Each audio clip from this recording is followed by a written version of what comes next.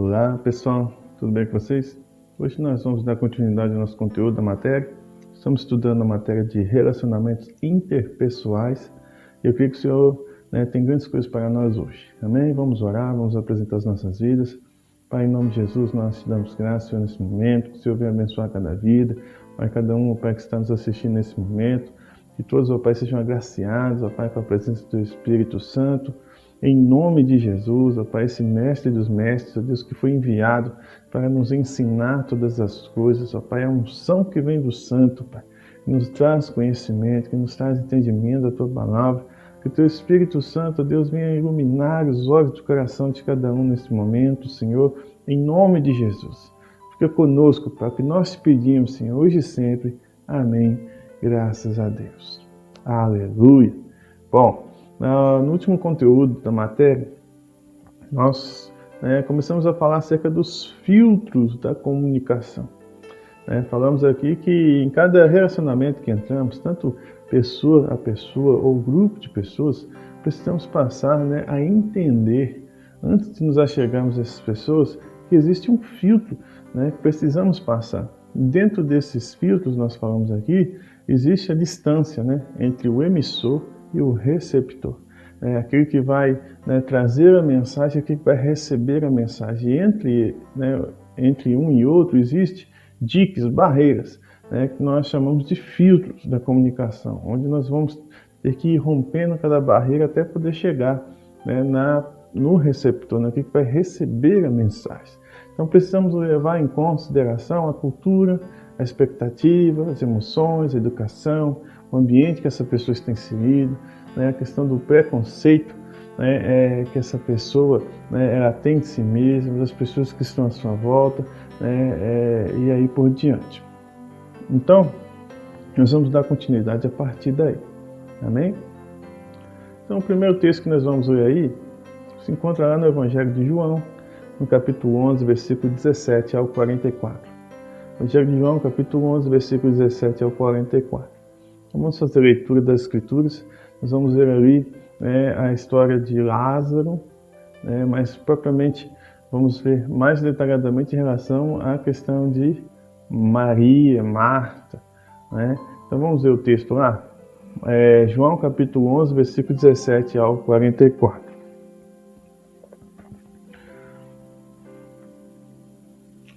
E o texto lá diz assim: Chegando Jesus, encontrou Lázaro já sepultado havia 4 dias. Ora, Betânia estava a cerca de 15 estádios, perto de Jerusalém. Muitos dentre os judeus tinham vindo ter com Marta e Maria para as consolar a respeito de seu irmão. Marta, quando soube que vinha Jesus, saiu ao seu encontro, Maria, porém, ficou sentada em casa. Disse, pois, Marta a Jesus: Senhor, se estiveras aqui, não teria morrido meu irmão. Mas também sei que, mesmo agora, tudo quanto pedires a Deus, Deus te concederá. Declarou-lhe Jesus: Teu irmão há de ressurgir. Eu sei, replicou Marta, que há de ressurgir na ressurreição do último dia. E disse-lhe Jesus: Eu sou a ressurreição e a vida. Quem crer em mim, ainda que morra, viverá.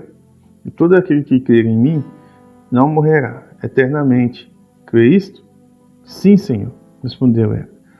Eu tenho crido que tu és o Cristo, Filho de Deus, que devia vir ao mundo. Tendo dito isto, retirou-se e chamou Maria, sua irmã. E lhe disse em particular: O mestre chegou e te chama.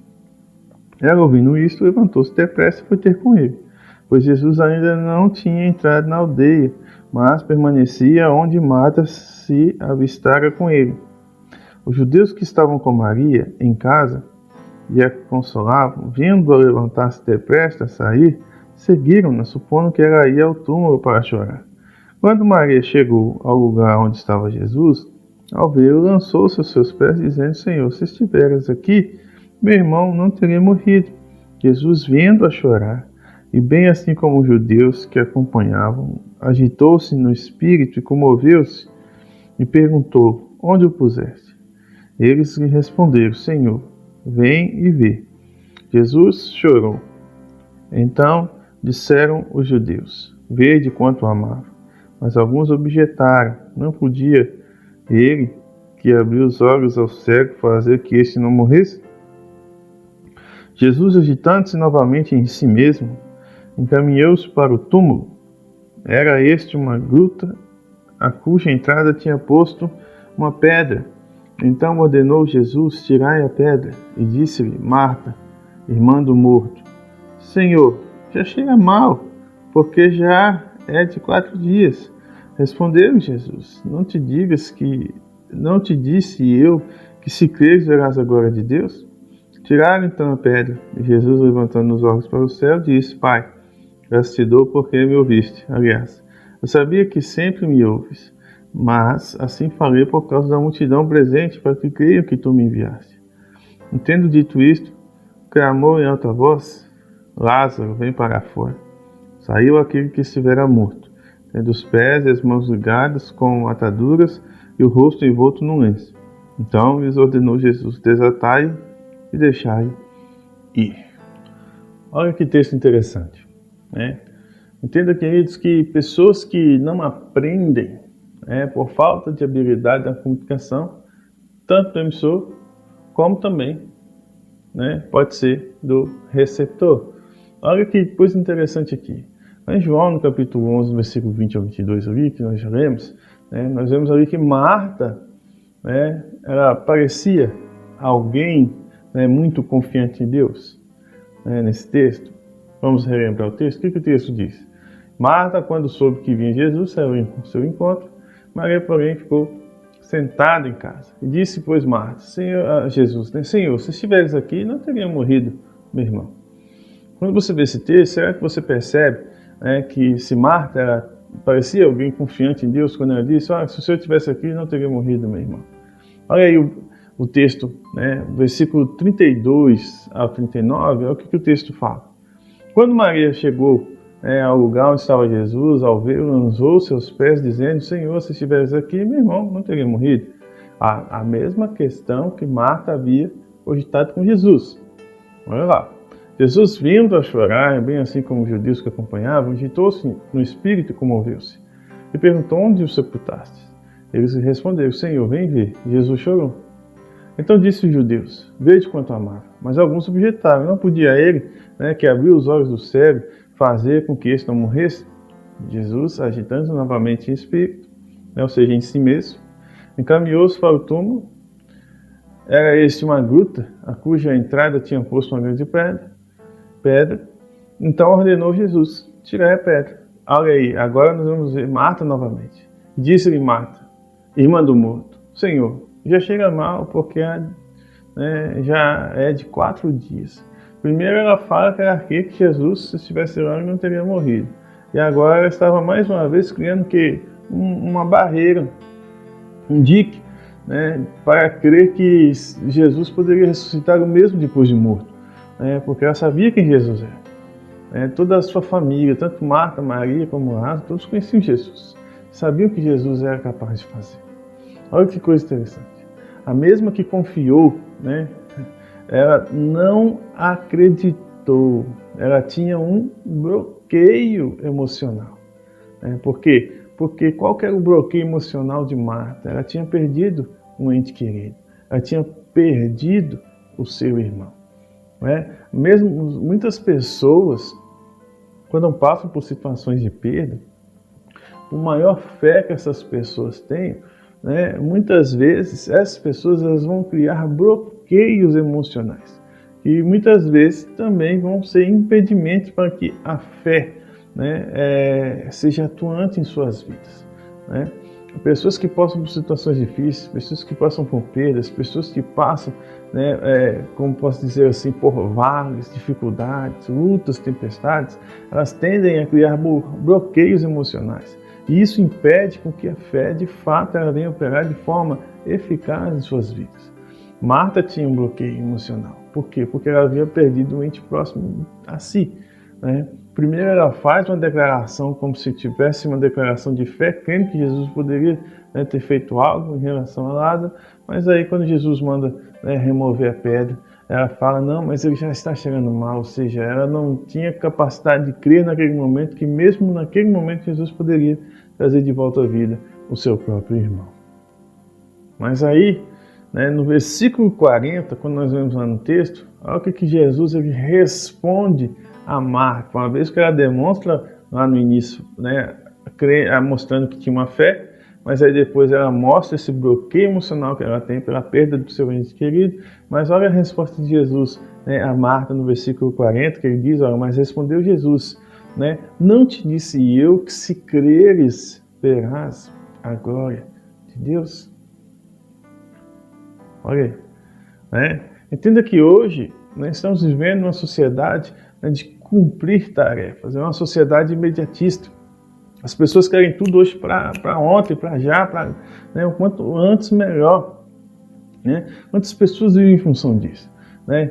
Pessoas não somente dentro das igrejas, mas também fora das igrejas, empresas, pessoas que trabalham com empresas, pessoas, né, que são patrões, pessoas que são funcionários, pessoas que são autônomos, né? Não somente dentro das igrejas. Né? A igreja ela tem uma meta, ela tem um foco, né, que é alcançar o reino de Deus perdido. Né? As pessoas no mundo secular também têm foco, também, né, entendem um propósito. E de 100%, né, se a gente for olhar, né, um propósito em comum que todos têm, 100% vai estar associado à área financeira. Né? As pessoas querem viver bem, querem melhorar de vida. E por isso acabam, às vezes, extrapolando até mesmo do tempo, né, que elas têm para descansar, do tempo que elas têm, né, para ter um tempo de refrigério. Por quê? Porque a palavra do Senhor, até na palavra do Senhor, nós vemos lá que Deus, quando Ele fez o mundo em quantos dias? Né? Em 6 dias. E no 7º dia Ele descansou. Justamente para nos provar que assim como Deus, que é o Criador do universo, o homem ele precisa de um tempo para repor as suas energias. Ele precisa de um tempo para repor as energias do seu corpo, não apenas do corpo, mas também da sua mente, também do seu espírito. Ele precisa ter um tempo para descanso. Porque se o homem ele viver em função do trabalho, né, constantemente, 7 dias por semana, 24 horas, o que vai acontecer? Essa mente ela vai ficar fraca. O espírito vai ficar abatido. E, consequentemente, o corpo ele vai adoecer. E quantas pessoas estão assim hoje, doentes, né, fisicamente, doentes mentalmente, doentes, né, espiritualmente falando, pessoas que têm dificuldade de raciocínio, pessoas que têm lentidão, né, na mobilidade. Por quê? Porque o corpo, a mente, a alma, né, está cansado com o imediatismo que nós temos hoje, né, com o ativismo que as pessoas estão vivendo hoje. Então existem situações que acontecem na nossa vida e que Deus permite acontecer na nossa vida justamente para o quê? Para nos frear, né, nesse impulso que nós temos de querer as coisas para ontem. Né? Deus ele faz isso. Né? Tem pessoas que são ativas demais, tem pessoas que são um pouco mais, têm dificuldade mais, né, de serem ativas, tem pessoas que são um pouco mais lentas. Mas o fato é que quando nós falamos de relacionamento interpessoais, nós temos que levar em consideração tudo isso. Porque cada pessoa, cada ser individual tem uma mente diferente, tem um comportamento diferente, né, tem convicções diferentes. Eu não posso, né, tratar todas as pessoas como iguais a mim, porque nem todas as pessoas são iguais a mim, né, nos mesmos pensamentos, né, com as mesmas atitudes. Tem pessoas que são autodidatas, tem pessoas que já têm dificuldade, né, de aprendizagem, tem pessoas, né, que elas entram no meio termo entre aqueles que são autodidatas e aqueles que têm dificuldade de aprendizagem. Então, olha que coisa interessante, cada pessoa ela tem um ritmo, né, que ela utiliza, né, para poder caminhar. Cada pessoa ela tem seu ritmo. Então nós temos que aprender, né, que nem sempre, né, você vai conseguir fazer com que aquela pessoa ela ande no mesmo ritmo que você. Por quê? Porque cada pessoa é diferente. A gente precisa aprender a levar em consideração, né, cada pessoa, cada ser, né, cada indivíduo, né, nas suas características. Né? Assim como Deus, ele não muda ninguém. Né? Deus ele não muda ninguém. Se ele quisesse, ele poderia mudar todo mundo segundo a sua boa, perfeita e agradável vontade, mas ele não muda ninguém. Ele usa as pessoas de acordo com as suas capacitações. Ele usa as pessoas de acordo, né, com as características individuais que cada um tem. Olha, se todo mundo fosse igual, como que seria esse mundo? Se todas as pessoas fossem iguais, como que esse mundo seria? né? Se todos fossem, né, como Deus queria que fosse, o mundo seria diferente, né? Mas a questão é que Deus ele respeita as singularidades, as particularidades, as características individuais de cada um. Olha, se nós fôssemos olhar para os autores, os escritores das Escrituras, às vezes vamos ver que cada um eles eram diferentes entre si.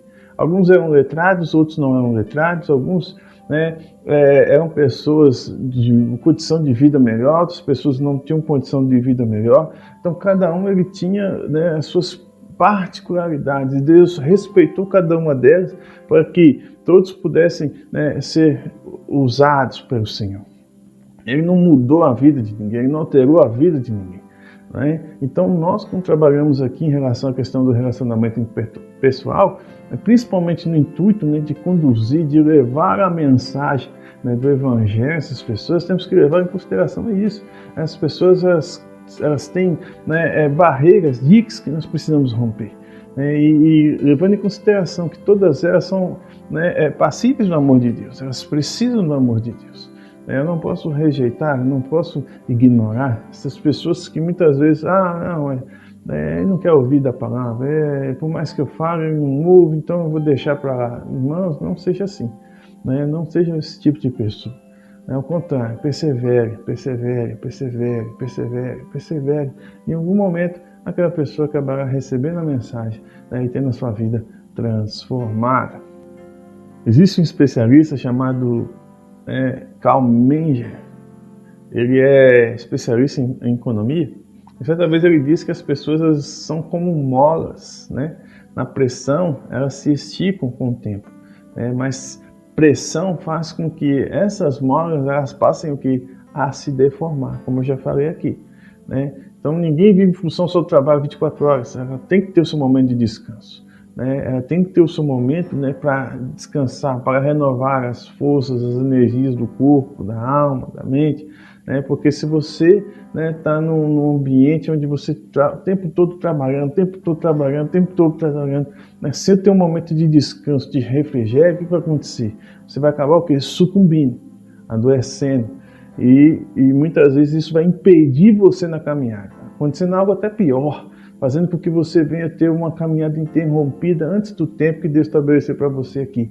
Então, quantas pessoas estão assim hoje? Ministérios, pastores que, né, não tirem férias, pastores que não têm tempo para a família, pastores que não têm tempo para descansar, vivem em função do ministério 24 horas. Temos que ter cuidado com isso, porque quantos pastores nós temos visto aí, né, no ano que nós estamos vendo hoje, né, quantas estatísticas de pastores que estão se matando, se suicidando no mundo inteiro, né? Pastores que estão vivendo um momento de esgotamento, né, espiritual, pastores que estão sobrecarregados por causa de suas atividades, né? Olha que coisa séria isso. E nós, como, né, estamos aqui no intuito de aprender a palavra, nós precisamos entender que líderes espirituais, eles precisam também de tempo para descansar a mente, descansar o corpo, né, fortalecer o espírito. Eles não podem apenas dar, trabalhar, por quê? Porque isso vai trazer um esgotamento, né? E até Jesus, olha que até as Escrituras nos ensinam, olha que coisa tremenda, até Jesus, né, chegava um momento, ele parava, ele se retirava para seu descanso, para renovar as baterias. Enquanto nós vemos lá Jesus naquele barco, todos os discípulos lá preocupados, os discípulos lá em alerta, diante daquela tempestade, Jesus estava dormindo, estava descansando. Tem pessoas que têm dificuldade até para dormir, porque o corpo está tão cansado, né? O estresse está tamanho, né, que as pessoas até têm dificuldade de dormir. Então nós temos que ter cuidado com isso. Esse especialista em economia ele fala sobre isso, que as pessoas são como molas, e vai ter um momento que essa mola ela vai sendo esticada, esticando, voltando, essa mola ela vai começar o quê? A se deformar, e daqui a pouco ela não vai ter mais o quê? Serventia. Então olha que coisa. Então nos relacionamentos não é diferente. Precisamos entender que existe tempo para todas as coisas debaixo do sol. Há tempo de abraçar, há tempo de esperar, há tempo de trabalhar, há tempo de descansar, há tempo para todas as coisas debaixo do sol. Não pegue o tempo que você tem e invista apenas em uma coisa. Por quê? Porque isso pode trazer o quê? Fadiga, cansaço, estresse e, consequentemente, isso pode interromper a sua vida e o seu ministério, né? No conceito, querido, sobre os relacionamentos interpessoais, então nós entendemos também que o corpo, ele também fala mais do que palavras, né? O corpo, ele também tem sua fala própria. A gente vai falar um pouquinho isso mais à frente. Mas olha que coisa interessante isso. Você já parou, de repente você chega num determinado lugar e aí você vai conversar com a pessoa e você vê o semblante daquela pessoa, né? Um semblante de cansaço, um semblante de preocupação, né? Isso tudo fala. Você consegue fazer a leitura das pessoas apenas em olhar para o seu corpo, né? O semblante das pessoas fala muito mais do que palavras. A pessoa pode até te falar para você que está tudo bem, mas na realidade ela não está. O corpo está cansado. O semblante muda, né? A pessoa, quando ela está cansada, o semblante muda, né? Ela cria até um ambiente negativo à sua volta. As pessoas ficam, nossa, o que aconteceu com o fulano? Olha só, olha como é que está a cara dela, como é que está o semblante dela, né? Então o corpo, ele fala. Muitas vezes você pode até tentar negar, dizendo que está tudo bem, está tudo tranquilo, mas na verdade não está. O estresse, preocupação, ansiedade, tudo está lá dentro e o corpo, ele expressa isso, ele fala, né, o que você está passando. Estatisticamente no Brasil, né, a cada uma pessoa que está na igreja, 5 pessoas estão fora da igreja. E muitas vezes, né, o porquê dessas pessoas estão fora da igreja, né, muitas vezes por falta de conhecimento, né, das Escrituras, por ignorância em relação ao que Jesus fez sobre a vida delas, mas a maioria das vezes é por mau testemunho, né? Pessoas que estavam ali buscando um porto seguro, uma esperança, mas não encontraram um bom testemunho para que pudesse ajudá-las a afirmar no caminho certo. Então, a cada 10 pessoas que estão na igreja, dentro da igreja, 50 estão fora. A cada 100 pessoas que estão dentro da igreja, 500 estão fora. A cada 1.000 pessoas que estão dentro da igreja, 5.000 pessoas estão fora. Então, olha, estatisticamente falando, isso é comprovado. Será que estamos levando a palavra de Deus, né, de forma contextualizada? Será que estamos dando testemunho do reino de Deus como deveríamos dar testemunho? E quando falamos testemunho, não é só dentro da igreja. O cristão, ele não pode ser cristão só dentro da igreja. O cristão, ele tem que ser cristão no ambiente de trabalho, tem que ser cristão dentro de casa, tem que ser cristão dentro da igreja, ele tem que ser cristão na rua, né? Ou seja, o ambiente, não, por mais que mude, a pessoa tem que permanecer o quê? A mesma. Quantas vezes você já aconteceu de você ver a pessoa na igreja de um jeito e aí no ambiente de trabalho que a pessoa é uma coisa totalmente diferente, as pessoas ainda falam assim, você não sabe quem fulano é, né? Na igreja você vê a pessoa lá de um jeito, mas fora da igreja aquela pessoa é um capeta encarnado, um diabo encarnado, né? Não, o cristão tem que manter o quê? Ele tem que manter o seu padrão, né? Aonde ele for, ele tem que estabelecer o reino de Deus, né? Dificuldades, queridos, todos nós temos. Dificuldades todos nós passamos, problemas todos nós temos, mas o fato é que se nós estivermos, né, no caminho certo em Cristo Jesus, todas as coisas irão passar. E Deus, ele irá nos abençoar, irá trazer multiplicação à nossa vida, né? Não existe jeitinho com Deus, ou é sim, sim, ou é não, não. Então será que a nossa comunicação em relação ao reino de Deus e a palavra do Senhor está sendo eficaz nessa terra? Romanos capítulo 14, versículo 1. Romanos capítulo 14, versículo 1. Olha o que o texto fala, olha que coisa interessante. Romanos capítulo 14, versículo 1, o texto lá diz assim, né?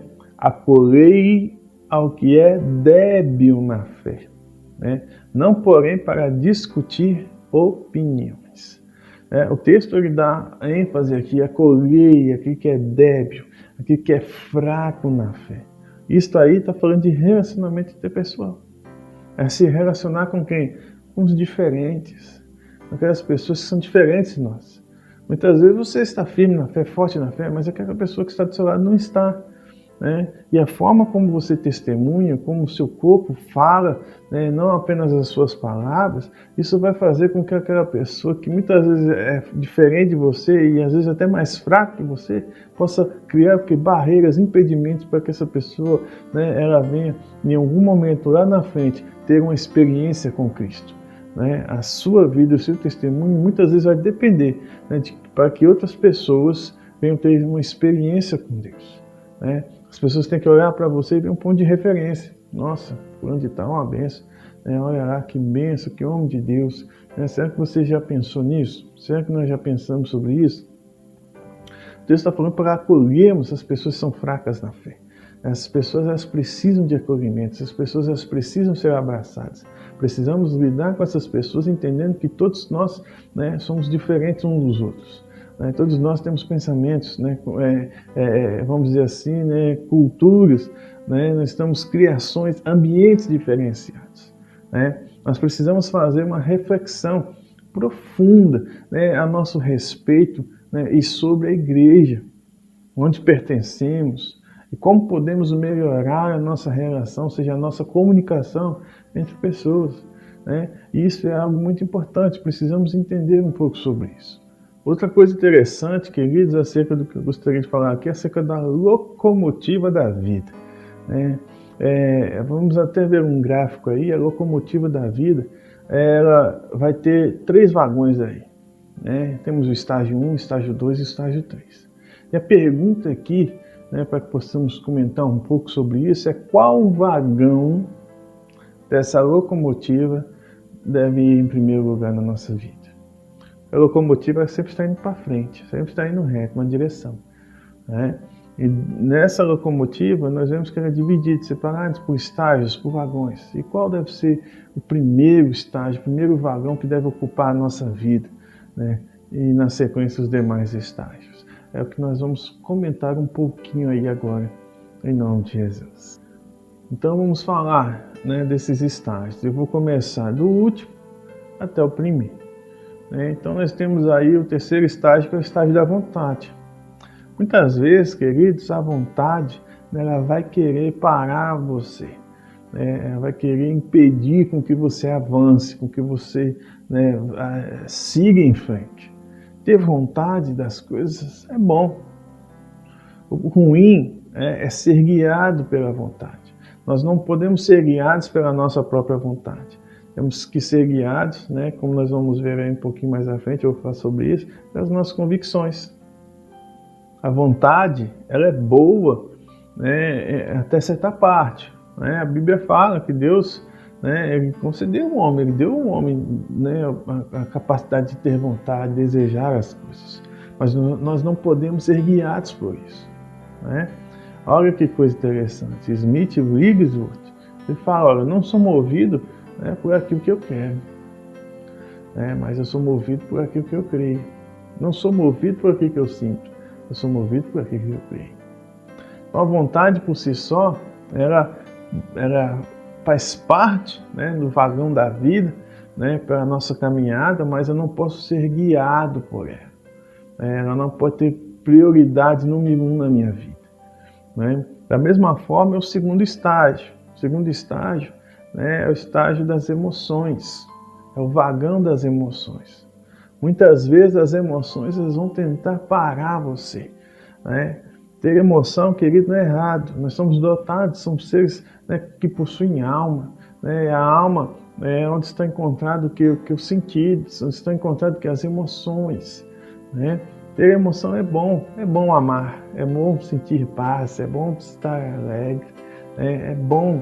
Né? Em alguns momentos é necessário você também passar por momentos de tristeza. Mas nós não podemos ser o que? Guiados pelas emoções. A emoção ela não pode ser o nosso vagão condutor que vem nos conduzir, né, na nossa caminhada. Por quê? Porque a emoção ela é inconstante. Da mesma forma que você pode estar feliz agora, você pode estar triste.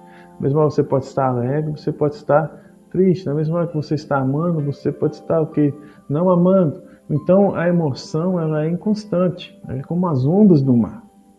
E o homem ele não pode, né, o homem e a mulher de Deus, eles não podem viver baseado nas emoções, porque a emoção, toda decisão que você toma baseada em emoção, pode levar você a tomar decisões falhas, né, decisões erradas, que muitas vezes vão trazer consequências terríveis, não só para a sua vida, mas para a vida de outras pessoas. Nós precisamos avaliar tudo isso. Então, o cristão ele precisa entender que, né, na caminhada, né, nos vagões da vida, né, da locomotiva da vida, né, nós vamos ver os estágios que nós iremos passar. Imagine José do Egito se ele tivesse, né, que tomar decisões baseadas na sua vontade. Ou se tivesse que tomar decisões baseadas nas suas emoções, depois que os seus irmãos o jogaram em um buraco para morrer, depois que seus irmãos o venderam para o Egito, depois que ele passou todo aquele processo, imagine, se ele fosse agir pelas emoções, ele poderia mandar retalhar, né, toda a sua família. Mas não, né, ele assumiu a posição correta, né, e ele usou, né, o primeiro estágio, que é o principal, o prioritário na nossa vida, né, primeiro vagão, que é da convicção. Suas convicções, queridos, elas devem ser a base principal da sua vida. O primeiro lugar pelo qual, né, tudo na sua vida vai girar são por meio das suas convicções. Se a sua família às vezes não vai bem, a sua convicção vai dizer que Deus está no controle de tudo. Né? Então a sua fé é importante, a sua convicção é importantíssima. A vontade e a emoção, elas giram em torno da alma, né? Criando territórios que nós chamamos de territórios proibidos. Líderes, eles não podem ter territórios proibidos, ao contrário, nós precisamos saber gerenciar, tanto a nossa vontade como as nossas emoções, para que elas venham trabalhar em conjunto, alinhadas às nossas crenças, às nossas convicções. Amém? Vamos ver um exemplo, que é o exemplo de Pedro, o apóstolo Pedro, que estava ali, e ele estava tentando agir pela quê? Pelas emoções, tentando agir pela sua vontade, mas Deus mostrou algo diferente para ele. Vamos. Aleluia. Atos, capítulo 10, versículo 9 ao 22. Atos, capítulo 10, versículo 9 ao 22. O texto lá nos mostra Pedro, ele teve um território proibido, ele tinha um conflito, pois não queria levar o evangelho aos gentios. Deus, ele precisou tratar a alma de Pedro, mudar a sua mentalidade para que ele pudesse, se comunicar de forma eficaz, para o propósito divino. Então vamos ver o texto? Atos capítulo 10, versículo 9 ao 22, o texto lá diz assim: No dia seguinte, indo eles de caminho, e estando já perto da cidade, subiu Pedro ao eirado por volta da hora sexta, a fim de orar. Estando com fome, quis comer, mas enquanto lhe preparavam a comida, sobreveio-lhe um êxtase. Então viu o céu aberto e descendo um objeto, como se fosse um grande lençol, o qual era baixado à terra pelas quatro pontas, contendo toda a sorte de quadrúpedes, répteis da terra e aves do céu. Ouviu-se uma voz que se dirigia a ele: Levanta-te, Pedro, mata e come. Mas olha que coisa interessante. Continua, olha o versículo seguinte aqui, o que ele está falando aqui. Mas Pedro replicou: De modo nenhum, Senhor, porque jamais comi coisa alguma, alguma comum e imunda. Olha o que ele está falando. Ele ouviu uma voz, ele tem um êxtase, algo sobrenatural, e ele sabia que era Deus, porque ele responde como Senhor, Ele diz, de modo algum, nenhum Senhor. Então ele entendia que era Deus que estava trazendo para ele aquela visão, Não era uma visão vinda do inferno, era Deus, tanto que ele reconhece e responde Senhor. Então olha que coisa, até nisso nós temos essa dificuldade. Às vezes Deus está claramente nos dizendo: faça isso, faça aquilo, e nós temos essa dificuldade, de receber, de ouvir a Deus, de obedecer a Deus. O homem, ele tem essa tendência natural. Pedro, o apóstolo, Deus estava falando para ele matar e comer, e Pedro estava respondendo, Deus estava dizendo: de modo nenhum, Senhor. Olha aí, e aí, continuando. Segunda vez, a voz lhe falou: Ao que Deus purificou, não consideres comum. Sucedeu isso por 3 vezes, e logo aquele objeto foi recolhido ao céu. Enquanto Pedro estava perplexo sobre qual seria o significado da visão, eis que os homens enviados da parte de Cornélio, tendo perguntado pela casa de Simão, pararam junto à porta e, chamando, indagavam se estava ali hospedado Simão, por sobrenome Pedro. Enquanto meditava, Pedro acerca da visão, disse-lhe o Espírito, ao Espírito Santo: eis aí 2 homens que te procuram. Levanta-te, pois, desce e vai com eles. Nada duvidando, porque eu os enviei. Olha, até nisso Deus teve que tratar isso e ainda fala com ele, e nada duvidando, porque eu os enviei. E descendo Pedro para junto dos homens, disse: aqui me tendes, sou eu quem buscais. Aqui vieste. Então disseram: o centurião Cornélio, homem reto e temente a Deus, e tendo bom testemunho de toda a nação judaica, foi instruído por um santo anjo para chamar-te à sua casa e ouvir as tuas palavras. Cornélio era um gentil. Cornélio era um centurião. E Pedro, ele entendia que ele não tinha o chamado para gentios, para anunciar aos gentios, mas assim apenas os filhos da casa de Israel. E Deus estava mostrando para ele que o chamado era para todos. Todos tinham que receber a palavra. Todos tinham que ser cheios do Espírito Santo, independente se eram gregos, independente se eram gentios, independente se eram judeus. Olha que coisa interessante. Então, tanto os reis, Saul, como o Davi, eles passaram pela linha da vontade em suas vidas, pela linha das emoções e pela linha, pelo vagão das convicções. Assim, da mesma forma, todos nós, queridos, passaremos, ou já passamos em algum dia das nossas vidas. Lembre-se que nenhum líder, nenhum homem de Deus, ele é super espiritual. Como fala assim, super espiritual, porque não precisa descansar, não pode ficar doente, não pode descansar, não pode ter um tempo para descansar a mente, a alma, o corpo. Não, ninguém é super. E não apenas no ministério, mas também na nossa vida secular. Ninguém é super. Tem gente que vive em função de trabalhar, mas nós temos que entender que temos que também ter o nosso tempo, o nosso refreio.